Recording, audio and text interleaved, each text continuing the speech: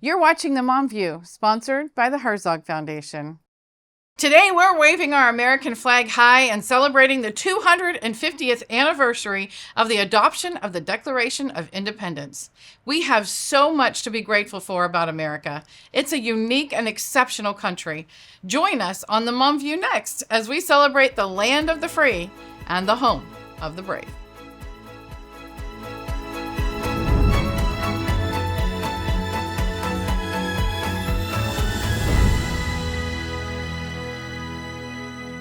Welcome to the Mom View. I'm Kimberly Fletcher. And I'm Debbie Krolitis. And I am Vanessa Fora. And we are talking about America. America. It's not like I never like to talk about this topic. So, ladies. Don't we all? To be that we're moms for America, too. Yeah. So we've got a double love. That helps. Okay, so tell me, Debbie, Vanessa, what do you love about America? I know we were talking about this yesterday in production, and there's so many things that we can say, but it's where freedom meets possibility. And I love that because here in America, we literally can build, become whatever we want to, and for our kids. And it's so, not only is it freedom, it's so freeing because it's the land of possibilities and opportunities. And our Constitution, our Bill of Rights, makes all of this just so possible. And America is exciting because it's full of hope. I like that. Vanessa? Yes, I love that America was built based on biblical principles, which basically started it all. Right. And we find that in our founding documents and how amazing our Constitution is, that not only shaped a nation, but actually it influenced and shaped the rest of the world. So I think it's I feel and know that it is the greatest story ever told, the story of the United States of America. And I say that from my heart and from a perspective from an immigrant. Yeah, you sure do. Well, Kim, you've got some great stuff because, it's America's 250th, obviously. So we're traveling the country with Moms for America. We're celebrating it from coast to coast. But you have a signature collection book. Yeah, it just so happens I have it. Yeah, it just so happens that you have to have it there. And it is amazing. Tell us about this. Okay, and I have to say the gray ribbon is here because it hasn't even been released yet, but it will be. By the time July 4th hits around and this show hits, this will be available. So...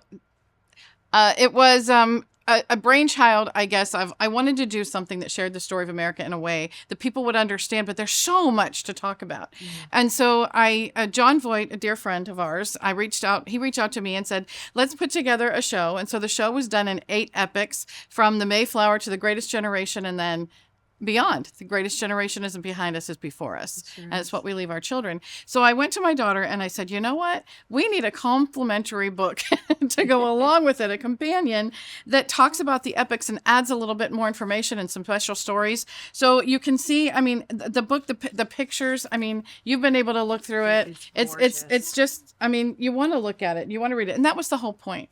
To have something with your kids that you can share with it, have it in your home and your family, and a collector's thing that you can have and say, I celebrated, this is powerful, something you carry on forever. So I'm very excited about this book, and I'm very excited to make it available to everybody.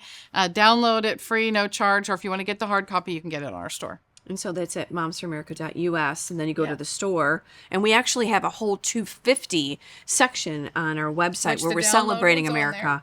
Yeah, and so not only do we have this, but we've got a plethora of incredible information celebrating America's 250. What an exciting year this is. It is so exciting. There's so much to celebrate, and this is a great way. This is a great way to do it. And I see a very good looking George Washington. Is that George Washington? That is George Washington. Okay. Isn't he kind of handsome in that, isn't he? Yeah, when you get your book, the gray ribbon will be gone. So coming up, Rick Green, founder of the Patriot Academy, joins us to talk about the history and significance of the United States of America. The Herzog Foundation exists to catalyze and accelerate the development of quality, Christ-centered K-12 education so that families and culture flourish. To do so, we've created comprehensive programs designed for Christian schools across the nation. One of those programs is found at readlion.com. The Lion carries news articles covering issues especially related to the education of children. These are timely, critical, must-read articles for families, educators, and leaders. Another program is the Herzog Foundation Institute, where we provide training for Christian educators led by national thought leaders in subjects such as marketing, donor development, and culture building. All training events are fully funded by the Herzog Foundation. And finally, with new Christian schools popping up all over the country, we've created a free online resource to help with the process. HF Schoolbox provides lessons and free mentorship to help launch groups navigate the startup process every step of the way. We're the Herzog Foundation. You can find out more at herzogfoundation.com. There is power in being a mom because we truly care. Nobody's going to care more about your children than you. And that's what this group is about, is real women getting together to fight real battles for our country. Moms for America is a national movement of moms reclaiming our culture for truth, family, freedom, and the Constitution. And I will tell you, I'm a journalist, but I am a mama bear. And I am a mama bear till the last breath in my body. And that's the most important thing I've ever done with my life. Never, never underestimate the mother who's protecting her child. She will outfight fear. She will outlast danger. And she will outlove the world. And you surely do not mess with Mama Bear. You can't push anything on our kids. We will stand up for our kids no matter what the consequences may be. Moms for America is one of the most important organizations in saving our republic. There are eyes, there are ears, and they're the most fierce fighters for our kids that we will ever know. Every mission has two parts, those who give and those who do. And when we come together, we are stronger together in fulfilling that mission. An investment in Moms for America is an investment in the future. And we literally hold the future of America in our hands.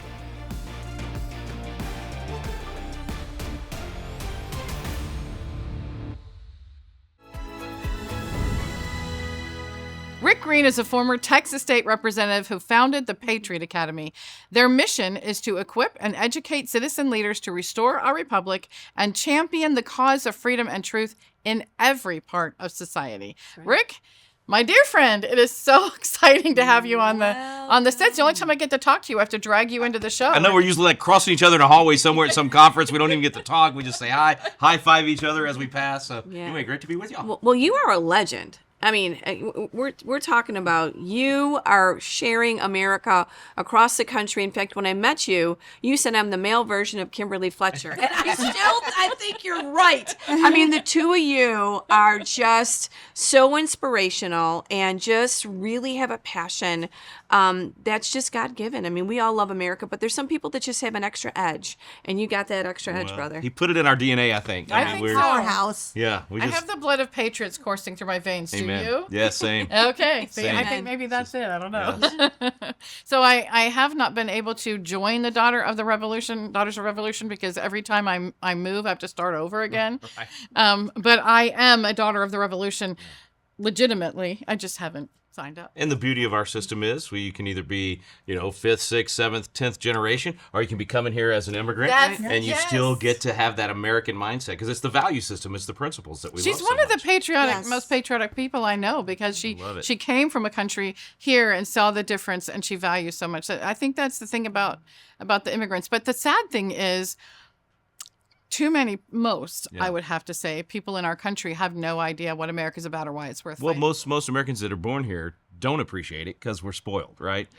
The dean of our Patriot Institute is a guy named Chris Dunham. He's from India. He came here with $9 in his pocket. Loves America. He was Zig Ziglar's international spokesman for 20 years. I mean, it's in his DNA too, but it's even better when he gets up and talks about it than me because he can talk about the difference here in America and the rest of the world. So I do think the people that come here from tyranny, especially if they come from a tyrannical nation, they really get the value of, and they recognize the seeds of tyranny that are starting to grow here. And they say, don't do that. I left the country country I came from because that was so bad. I want what the Declaration of Independence and the Constitution provide. hear So that. they're actually a real blessing. But this is why the work that you do, it's so important, right? Because it's all about education and Yeah. information.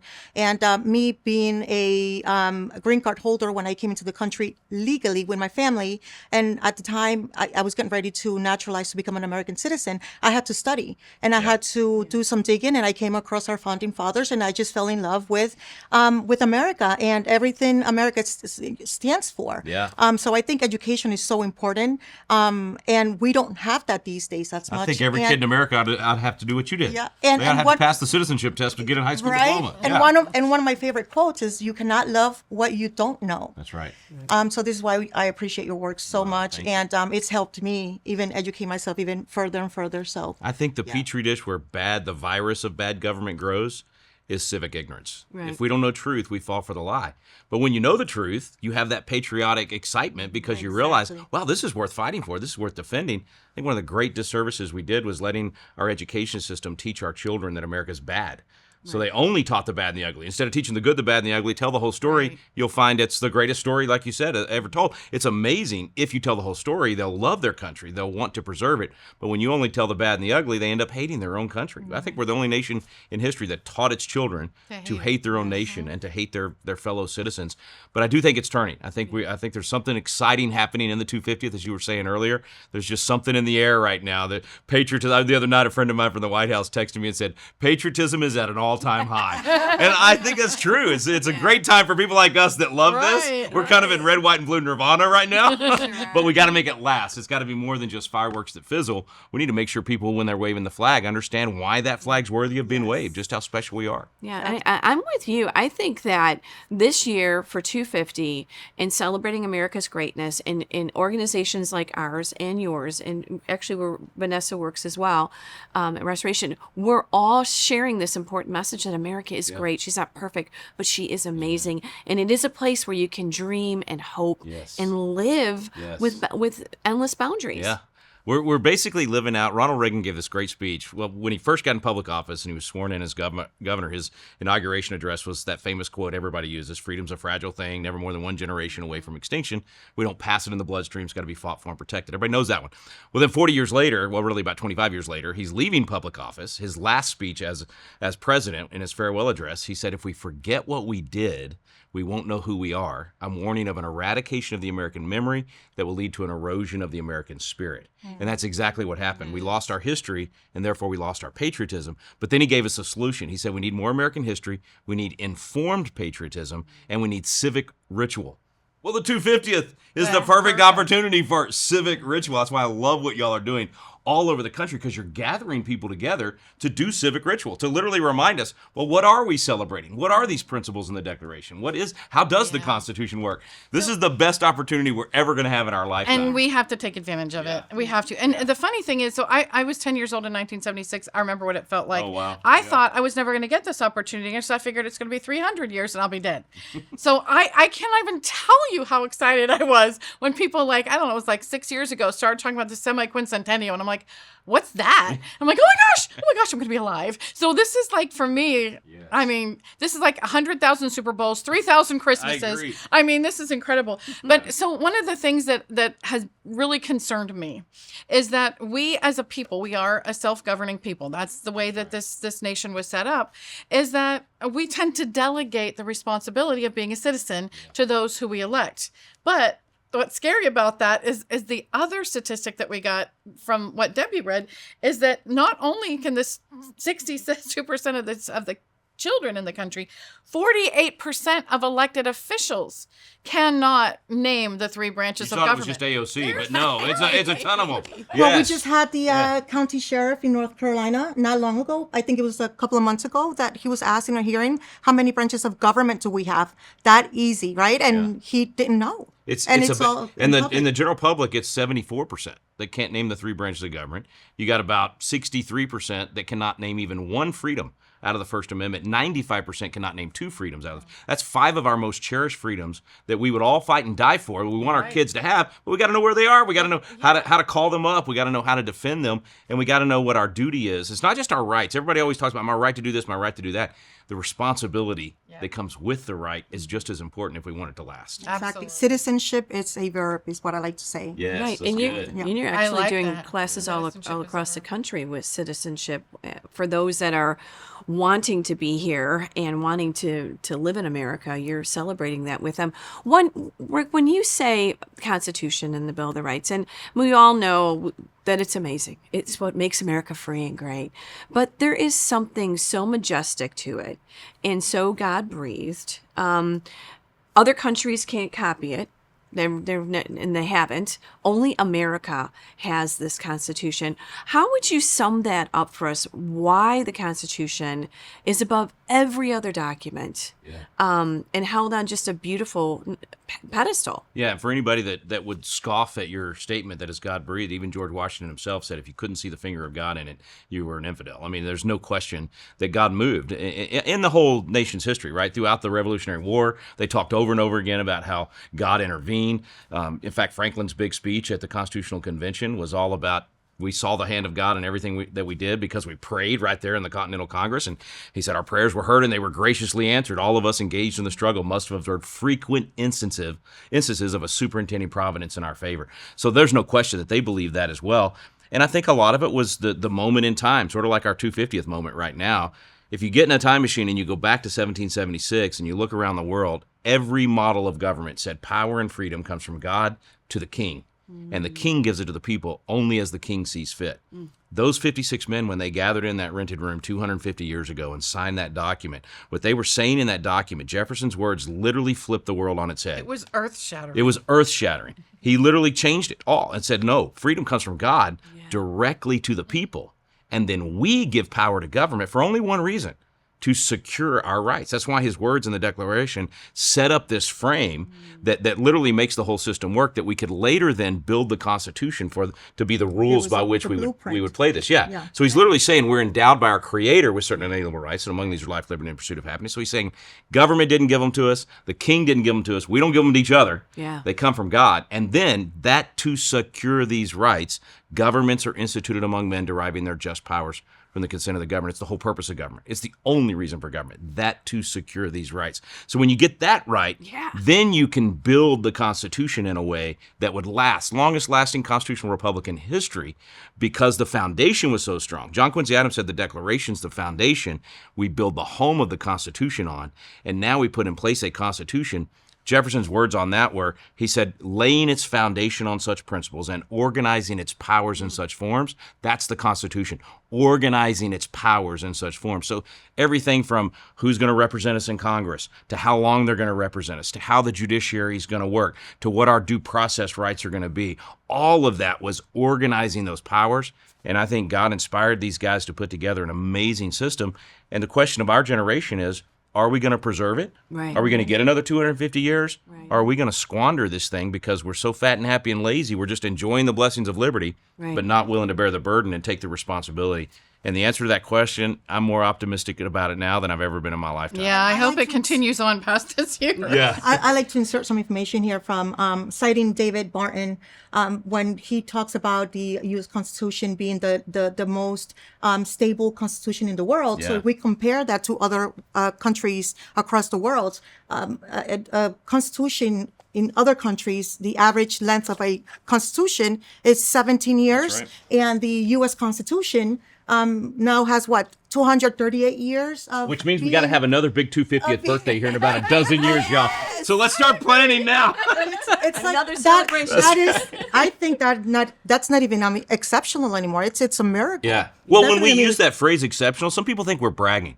We're not saying that we're better people than other people around the world. We're saying that the way these powers were organized actually did become the exception to the rule. Exceptionalism is literally saying, it's the same as saying extraordinary, extraordinary, not normal.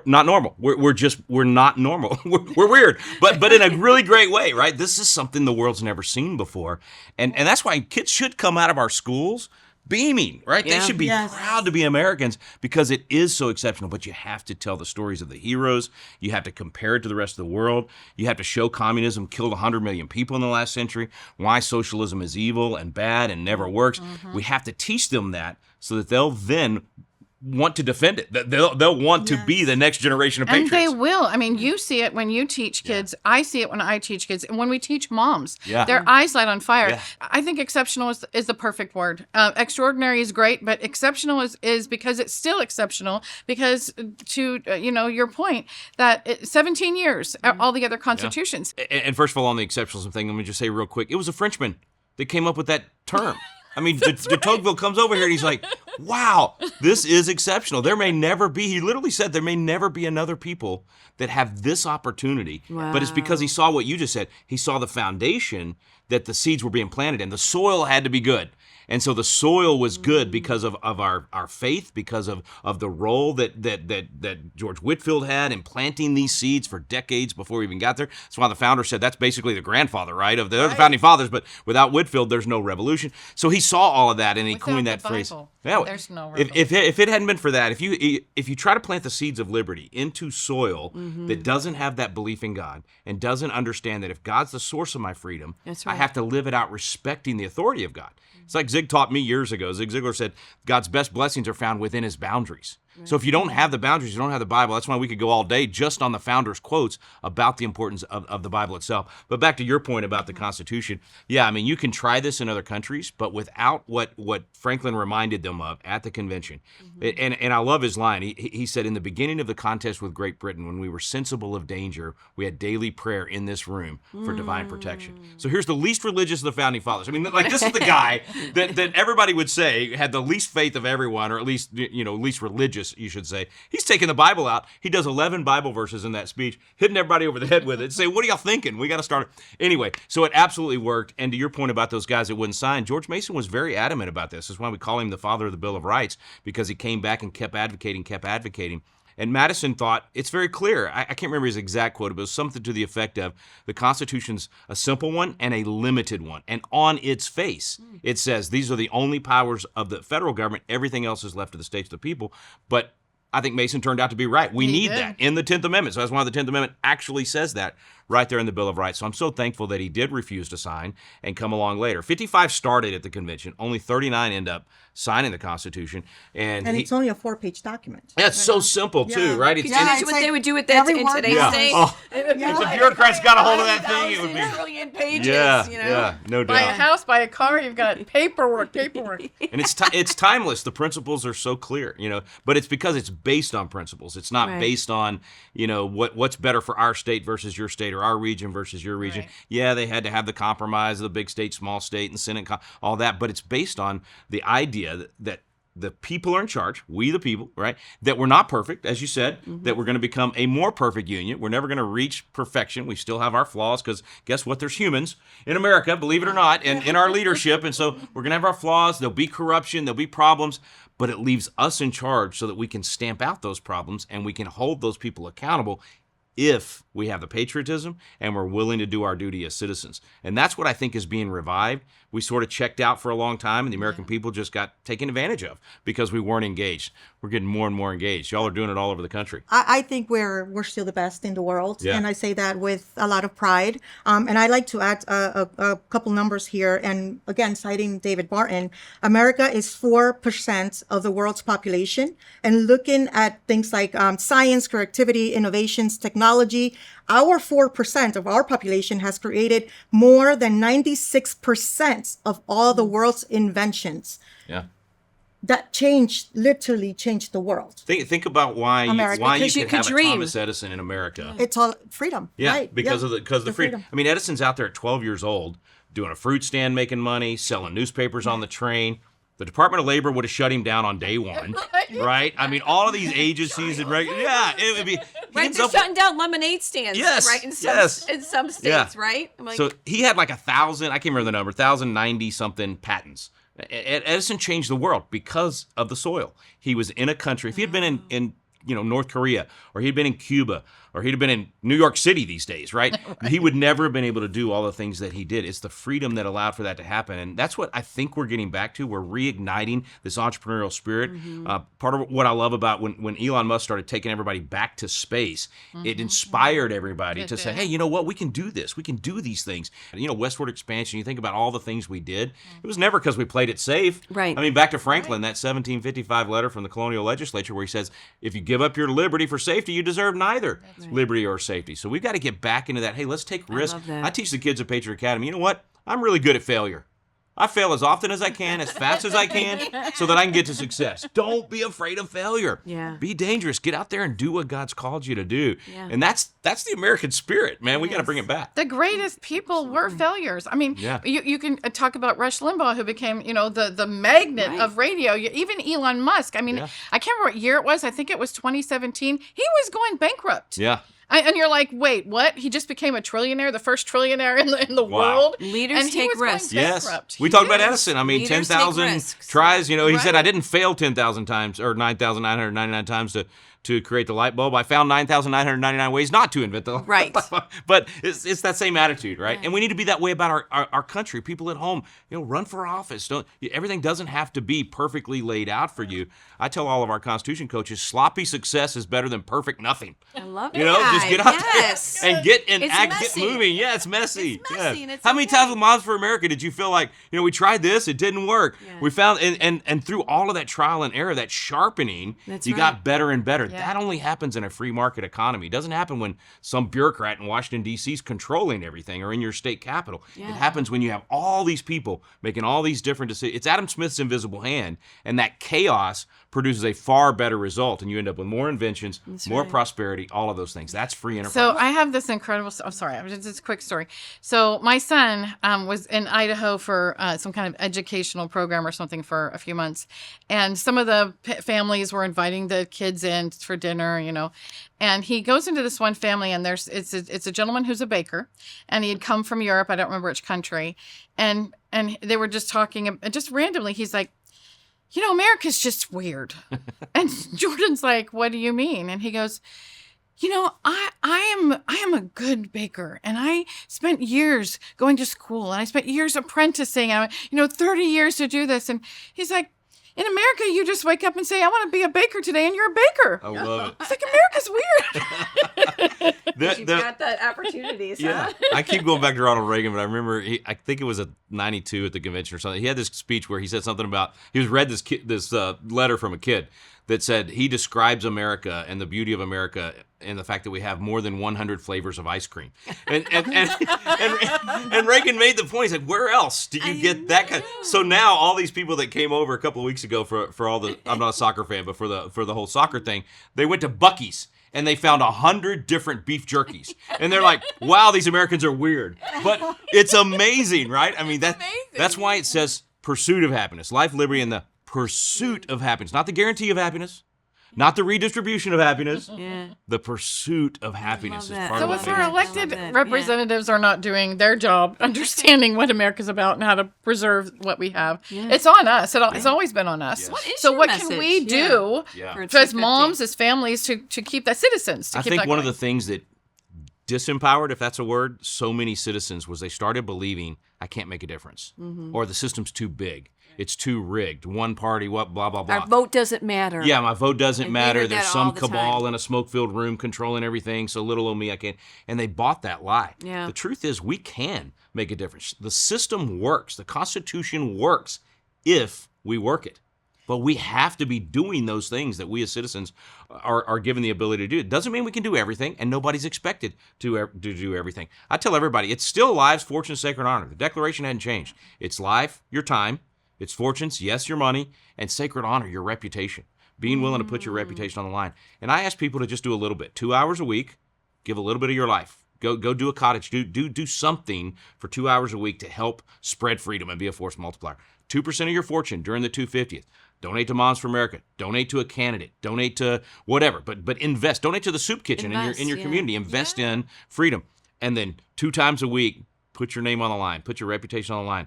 share a post from Kimberly Fletcher. You're going to be putting your reputation You'll on be the line put when on you the do, line. or Rick Green or whoever. Anyway, but my point is, say, hey, listen, I love America. Why is everybody so? Do something to put your reputation on the line. So lives, fortune, sacred honor. 222. I love But that. even before getting to that point, right? You have to have that sense of patriotism, of that sense of belonging. To know what you're fighting for, too. Exactly. Because once that happens, once you have that love for America and you understand, then it's like, oh, now I'm going to get involved. And that's when the whole, engagement happens. Yeah. So I know you've done a great job with your kids. I remember hearing in a YouTube video, one of your youngest, you had him memorize the Declaration of Independence. Oh, This my kid is gosh. amazing. So to parents out there that don't know anything about the Declaration of Independence yet, they will after this show. What is your advice to them? How do they instill a sense of patriotism to themselves first? Yeah. Right? We know it's education, but how did you do that to the point where you had your 8, 9-year-old, even 6-year-old probably at that time, where you had to memorize Declaration of Independence, convince their child to, let's get this information. Let's memorize this very important founding document. It's never too soon to start. Okay. And it's never too late either. I mean, no matter their age. Well, in fact, in a few days, July 4th will be the perfect opportunity. Right. Get the Declaration out. You should be going to a celebration somewhere July anyway. 4th, yeah. But at your celebration, read the whole thing out loud and get a bunch of kids to come up and take parts. But at a minimum, with your own family, get it out and just read it. So And did you do one line at a time? We did. Yeah, they Per memorized day? one. And in fact, my I youngest, wanna he had a go- lisp when he was a Be kid. that So basic, because yeah. I know parents are wondering, like, how in the world do you even my, start my, this? my youngest, he would get on stage. We hold these twos. It was great. It was great. But It was fabulous. Yes. so but you literally, especially, I think the core part, the whole declaration is pretty short. But the part you really want to get them to read on a regular basis, every year at least, if not memorize, are the 56 words that most people recognize. We hold these truths, and then talk about what does that mean.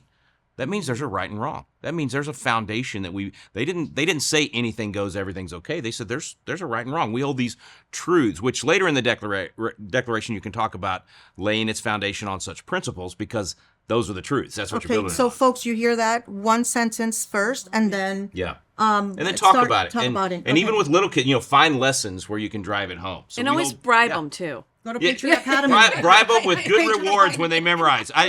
In fact, this youngest one I was talking about, of course, now he's 23, but he figured out because his siblings were getting older, and they were like, "Dad, I don't want to go on stage. I'm not cute anymore," And so they were kind of not wanting to do the thing on stage anymore. And so I told him, I said, "Listen, if you memorize the parts that your siblings have been doing, I'll pay you an extra $10 for each part that they're doing."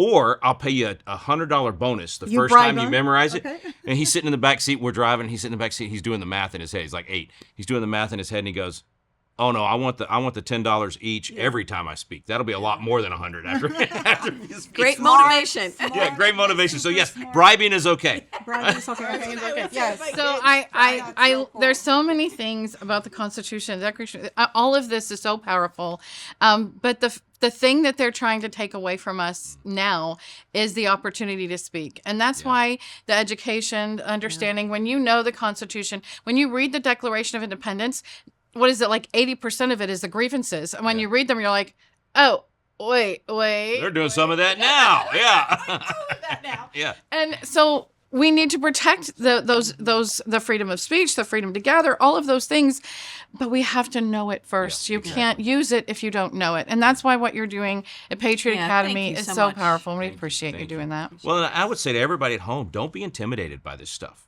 It's not hard. It's the principles are pretty obvious once you get in. It is old English in there in some of The those Roman places. numerals, I can't tell you how many moms are like, well, it's Roman numerals. I'm like, really? That's your issue? Right. Let me put a number there for you. That's right. That's right. Yeah. Or cursive now. I mean, that's another thing with the Declaration. Yeah. And make it. I will say this: make it fun. That was the other thing. Make history fun. Don't do boring history. I hate boring history. It's what David Barton kind of shook me out of that.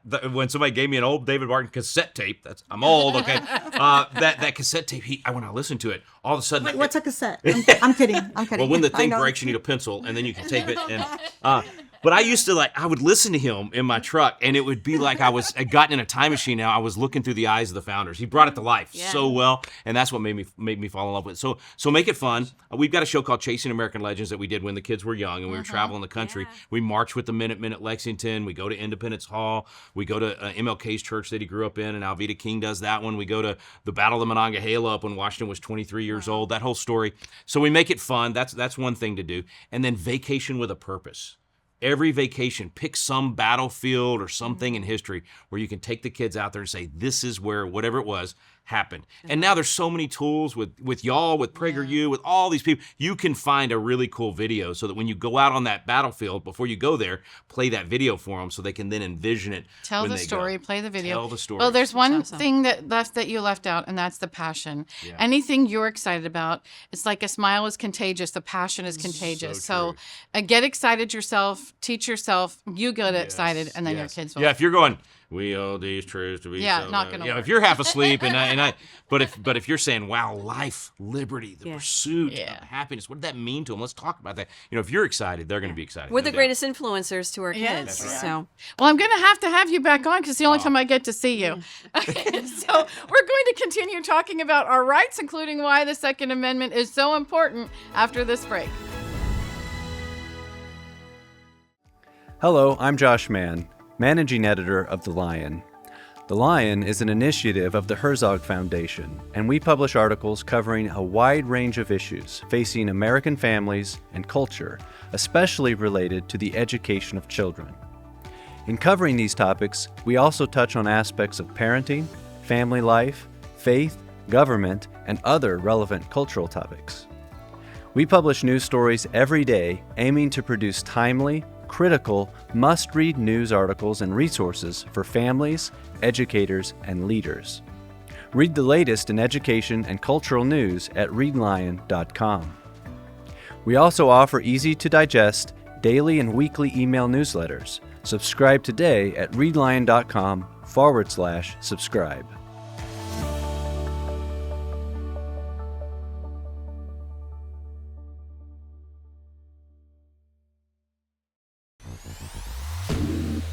There is power in being a mom because we truly care. Nobody's going to care more about your children than you.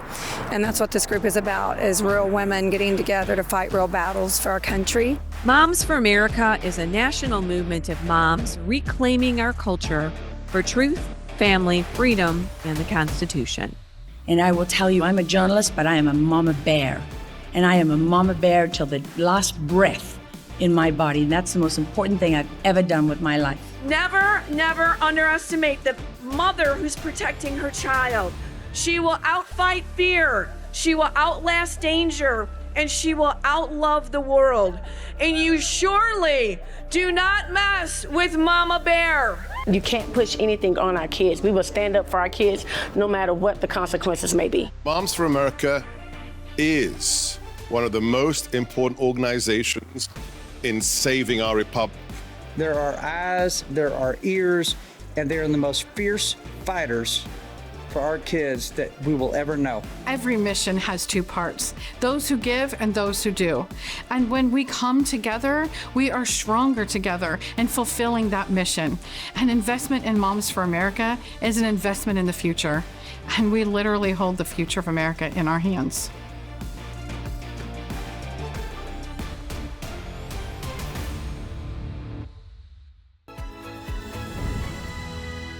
The issue of gun rights has become quite controversial. You may not be pro-gun until danger shows up at your door.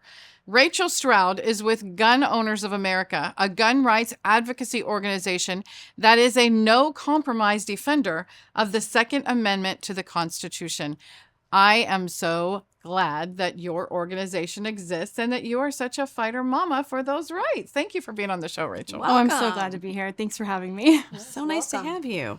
Well, I first want to talk about your story because a lot of people, I have to say, majority, I don't know, maybe I should say majority. There are a lot of hunters who think maybe, okay, the Second Amendment matters. But in general, I think the majority of the general populace has no idea what the Second Amendment is, why it matters to them, and why it should. And you were at one point in time one of those people, even though you had guns in your home.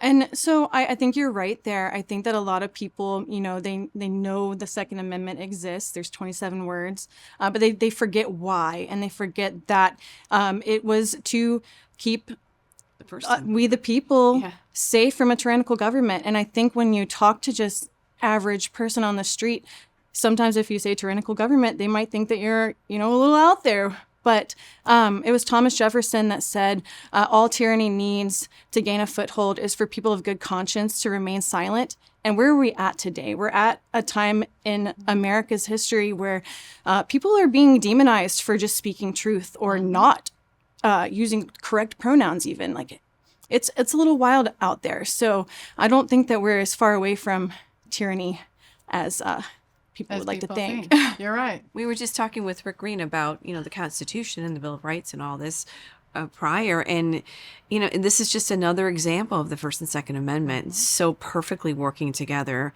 Without one, you can't have the other, really. So your comments on that and how just strategic this amendment is to protect us as Americans. Oh, absolutely. I think that that's probably one of the biggest things working against the Second Amendment is apathy amongst gun owners and not speaking up when we know something's wrong and not contacting our government officials, local and federal, to make sure that they're working for us and protecting our God-given right to protect ourselves. So that is a very important point, the personal safety. And you did grow up with guns. It's something that was normal. You didn't even think about it until you were faced with a situation where you had to defend yourself.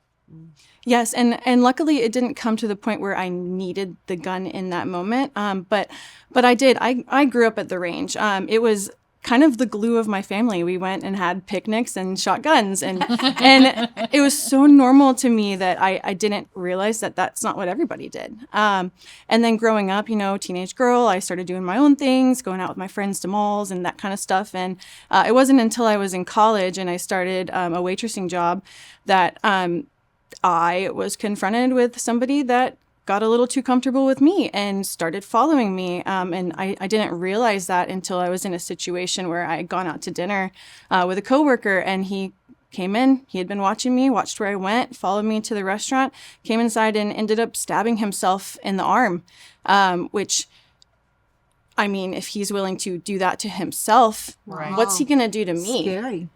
So it is terrifying. And there were other incidences where I had been walking around a Walmart and seen him, veering around shelves and stuff. And at that point in time, I was 18 and in college and couldn't legally own a handgun.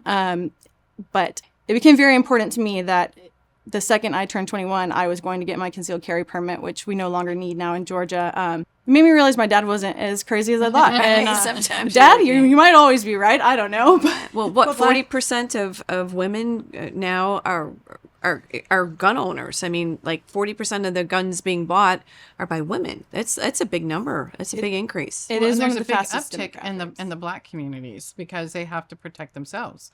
And I the self-protection thing is so important. I have my brother is a police officer, and he told me in the very best case, this was like 10 years ago, so it's probably even worse now. In the absolute best case scenario, the fastest average time that a police officer can get to you when you're in trouble, the best possible time is 3 minutes. I'm like, you know what? I can completely unload my clip in 30 seconds. So how is that helping me? But then it brings up, other situations. Okay, so there are a lot of moms out there who are afraid of guns. I'm going to tell you, I'm not as comfortable with a gun as I probably should be. But I told my husband, we have to have a membership to a gun club, and I want to go in like 2 or 3 times a week, at least once a week, because I want to be so versed in handling that gun that if I have to, I don't even think about it. I just do, because if you have to think about it, I don't think I can. And people are like, oh, if they're after your kids, and I'm like, I don't know. The thought of taking a life is very, very difficult. And I think women in general, that's something that's not even just squeamish. It's kind of terrifying, the thought of having to do that. We just want everybody to get along. We don't want to have to do that. So what does your organization do to help empower moms and women? So I think that a lot of us, we pray, but we also need to prepare. And so that's where going to the gun range is so important. But we are at a time where there are so many innovations in the firearms industry and the training side especially that can help with that, to where it's not a barrier where you have to go to the range to train, but you could go to the range and train periodically. You can also train at home through dry firing practice, or there are certain companies that exist that can simulate actually working the gun and whatnot. So possibly something to look into there that could help you save a little bit of money on ammo, and also just get that extra training at home so that you are so comfortable with it, and even comfortable with it in your house. And now Gun Owners of America has Empower 2A, the women's coalition side of it, and that's what I am working with primarily. So we focus on women, but really helping anyone that wants to take an active role in their own personal protection take that first step. Or maybe they've already taken that first step and we're looking to further that.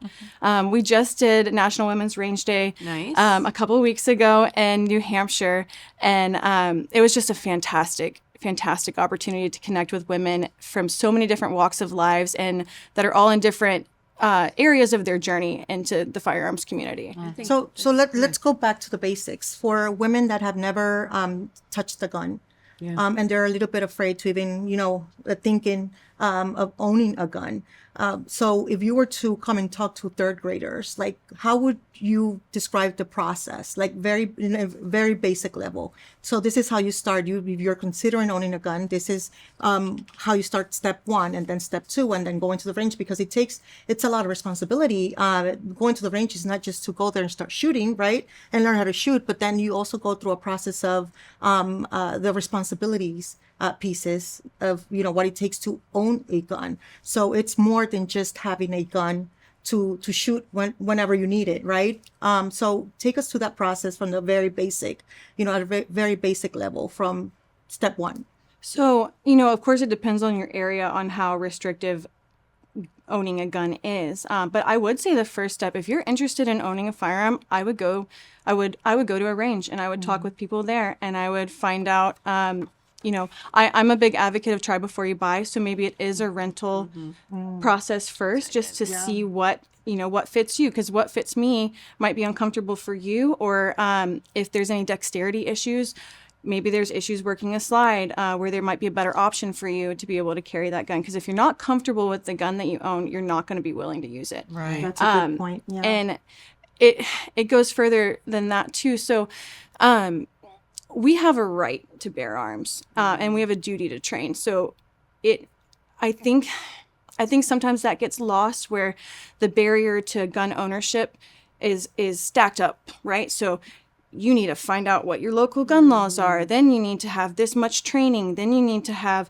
this sort of safe gun option, whatever the layers are, right? And that's not necessarily true. We have a right, an inalienable God-given right to bear arms. We have a duty to train.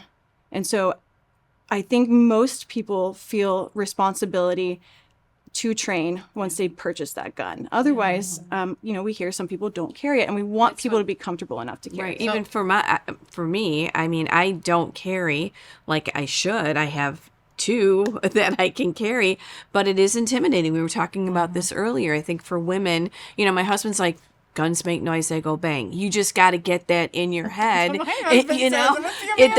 make a noise, and they you just got to get comfortable with it. But I mean, I have my FOID, I have my conceal and carry.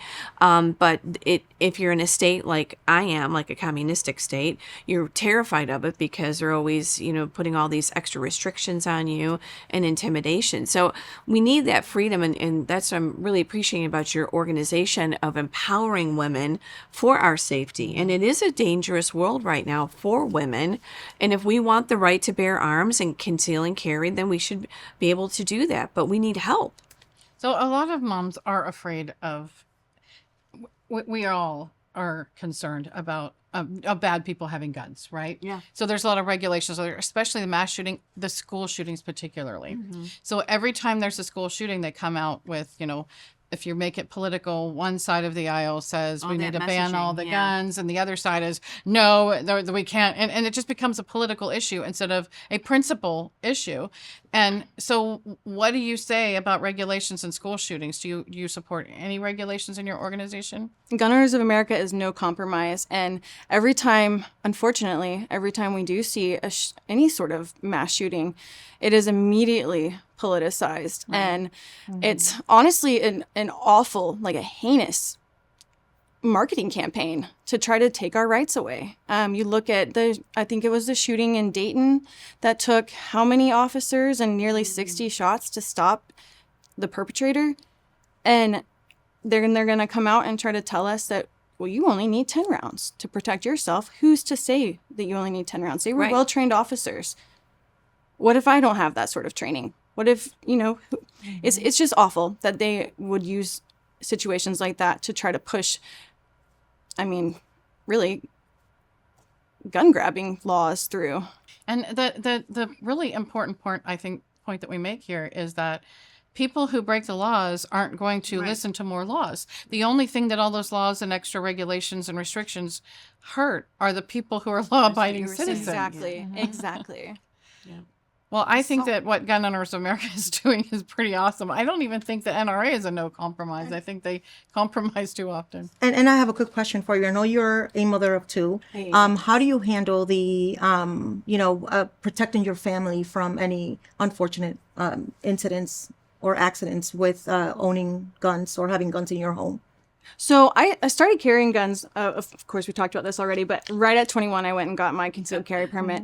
And then from there, the journey changes, right? So at that point, I was 21, I was working, and then you get pregnant, and it's like, okay, now I've got to change how I carry, which there's not a whole lot of information on carrying. It's kind of a taboo topic because guns in pregnancy, it's not out there a whole lot. It is more now. That's a good point. But people didn't really talk about it. They just assume that, when you're pregnant, you're actually even more vulnerable. I couldn't run. Right. That's so true. I had no other real means to protect myself other than a firearm. So figured out that side of it. And then having kids, same thing. Everything changes just a little bit. So shift it. But my mindset behind it hasn't changed at all. I have a gun with me everywhere I go to protect my children, because now if I go to the grocery store, I already have the distraction of this, but I also now have the distraction of my children and trying to get two kids into a car, two car seats, situate that, load my truck up.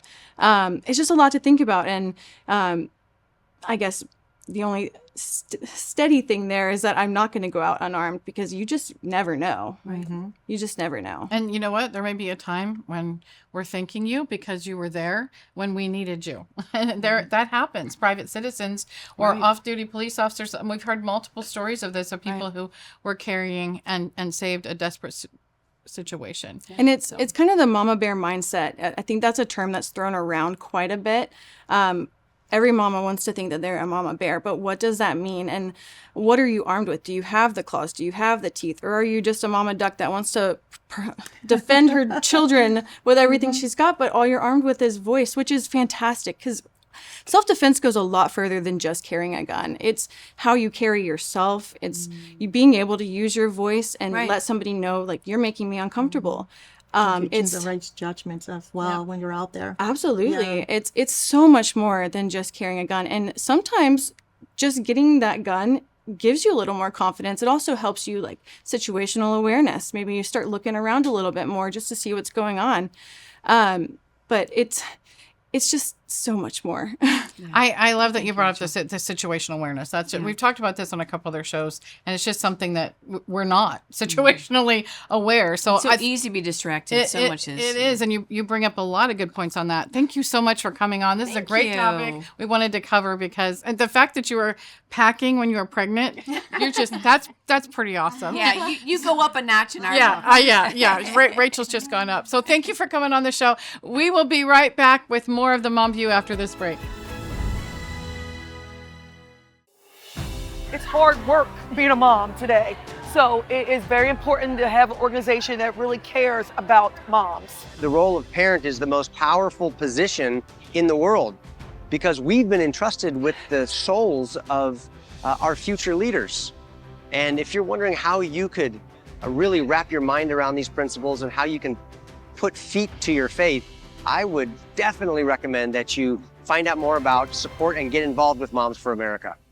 The Herzog Foundation exists to catalyze and accelerate the development of quality, Christ-centered K-12 education so that families and culture flourish. To do so, we've created comprehensive programs designed for Christian schools across the nation. One of those programs is found at readlion.com. The Lion carries news articles covering issues especially related to the education of children. These are timely, critical, must-read articles for families, educators, and leaders. Another program is the Herzog Foundation Institute, where we provide training for Christian educators led by national thought leaders in subjects such as marketing, donor development, and culture building. All training events are fully funded by the Herzog Foundation. And finally, with new Christian schools popping up all over the country, we've created a free online resource to help with the process. HF Schoolbox provides lessons and free mentorship to help launch groups navigate the startup process every step of the way. We're the Herzog Foundation. You can find out more at herzogfoundation.com.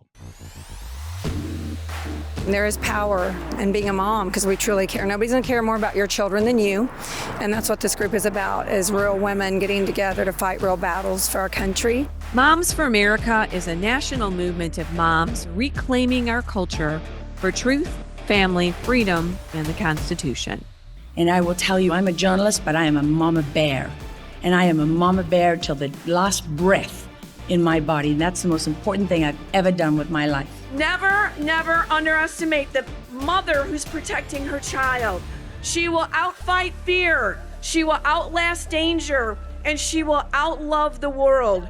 And you surely do not mess with Mama Bear. You can't push anything on our kids. We will stand up for our kids no matter what the consequences may be. Moms for America is one of the most important organizations in saving our republic. There are eyes, there are ears, and they're the most fierce fighters for our kids that we will ever know. Every mission has two parts, those who give and those who do. And when we come together, we are stronger together in fulfilling that mission. An investment in Moms for America is an investment in the future. And we literally hold the future of America in our hands.